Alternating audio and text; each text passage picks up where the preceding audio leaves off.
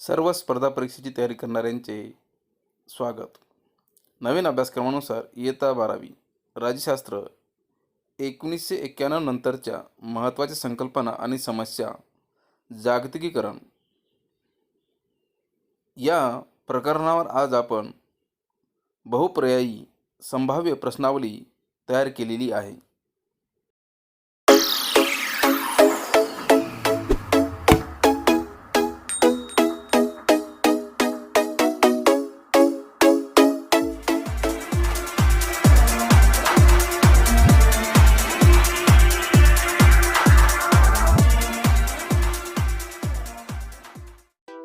प्रश्न क्रमांक 1. जागतिकीकरणाच्या युगात आर्थिक क्षेत्रात पुढील महत्त्वाचे बदल झाले. पर्याय आहेत: अ. भांडवल गुंतवणुकीचा मुक्त संचार. ब. गॅटची निर्मिती. क. ट्रान्सनॅशनल कंपनीचा उदय. ड. बौद्धिक संपदा हक्कावर लक्ष केंद्रित. वेळ चालू होती तुमची आता.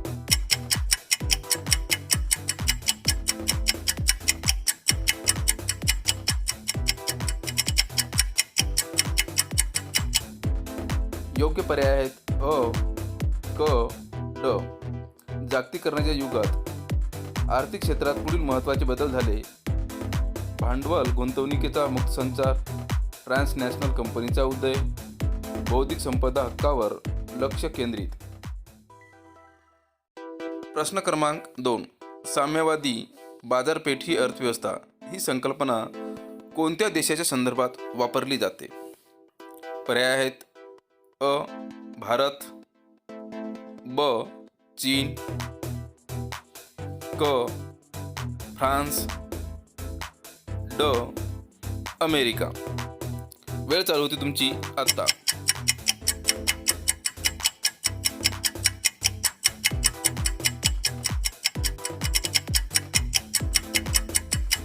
योग्य पर्याय आहे ब. साम्यवादी बाजारपेठी अर्थव्यवस्था ही संकल्पना चीन देशाच्या संदर्भात वापरली जाते.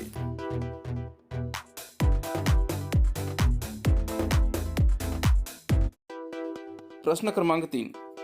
रिकामी जागा आणि अर्थशास्त्राने राष्ट्रांना एकमेकाजवळ आणले आहे. पर्याय आहेत अ. मानवतावाद. ब. आंतरराष्ट्रीय संघटना. क. तंत्रज्ञान. ड. राजकारण. वेळ चालू होती तुमची आता.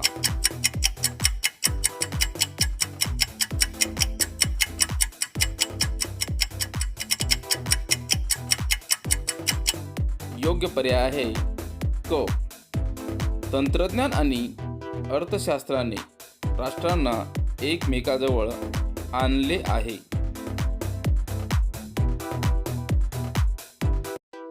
प्रश्न क्रमांक 4. परस्परांशी जोडलेली जागतिक व्यवस्था म्हणजे काय होय? पर्याय दिलेले आहेत अ. जागतिकीकरण. ब. संयुक्त राष्ट्रे.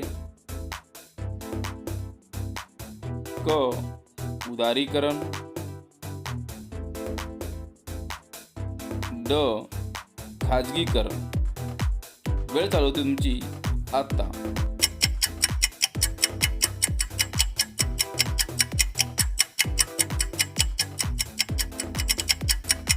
या 4 पर्यायापैकी योग्य पर्याय आहे अ. परस्परांशी जोडलेले जागतिक व्यवस्था म्हणजे जागतिकीकरण होय.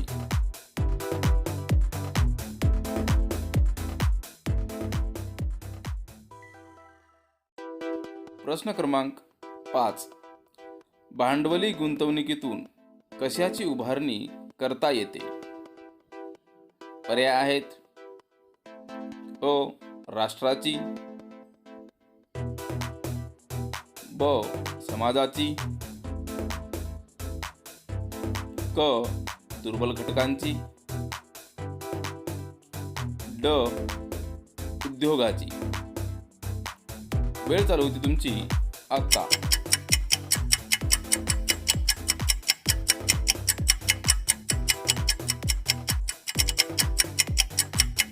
या 4 पर्यायापैकी योग्य पर्याय आहे ड. भांडवली गुंतवणुकीतून उद्योगाची उभारणी करता येते. क्रमांक 6. मॅकडोनाल्ड सारख्या परकीय कंपन्या कोणत्या क्षेत्रात गुंतवणूक करतात? पर्याय दिलेले आहेत. अ. शिक्षण, ब. आरोग्य, क. ग्राहकोपयोगी, ड. कारखानदारी. वेळ चालू होती तुमची आता.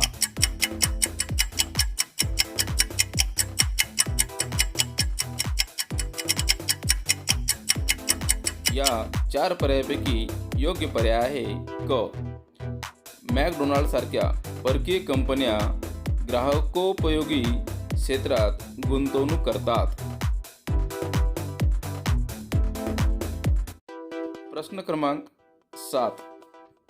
बाजारपेठी अर्थव्यवस्था ही संकल्पना कोणत्या देशाच्या संदर्भात वापरली जाते? पर्याय दिलेले आहेत. अ. अमेरिका, ब. रशिया, क. चीन, ड. भारत. वेळ चालू होती तुमची आता.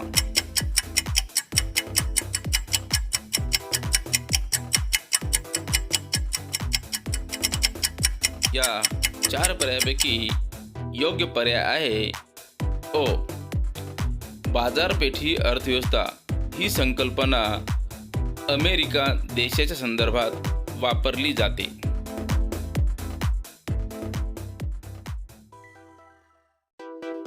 प्रश्न क्रमांक 8.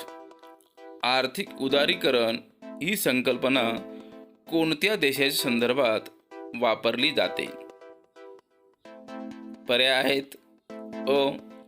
अमेरिका, ब. भारत, क. चीन, ड. फ्रान्स. वेळ चालू होते तुमची आता.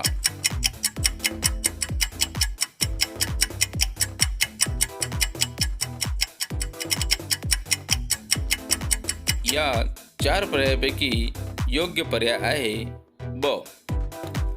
आर्थिक उदारीकरण ही संकल्पना भारत देशाच्या संदर्भात वापरली जाते.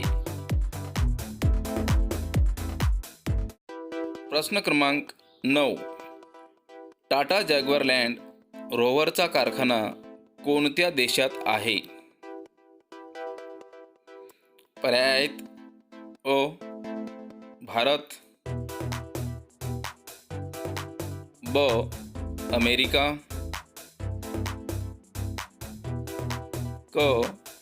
युनायटेड किंगडम, ड. फ्रान्स. वेळ चालू होती तुमची आता.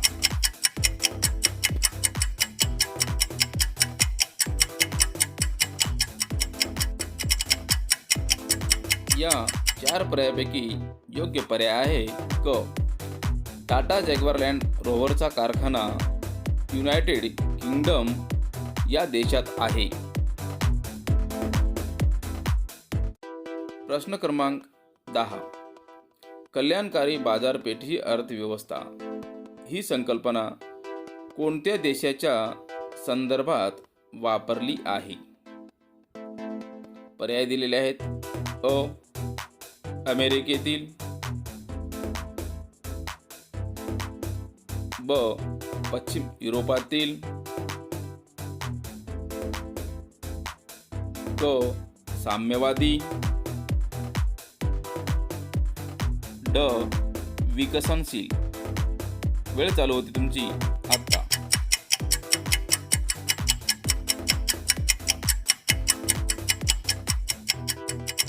या 4 पर्यायापैकी योग्य पर्याय आहे ब.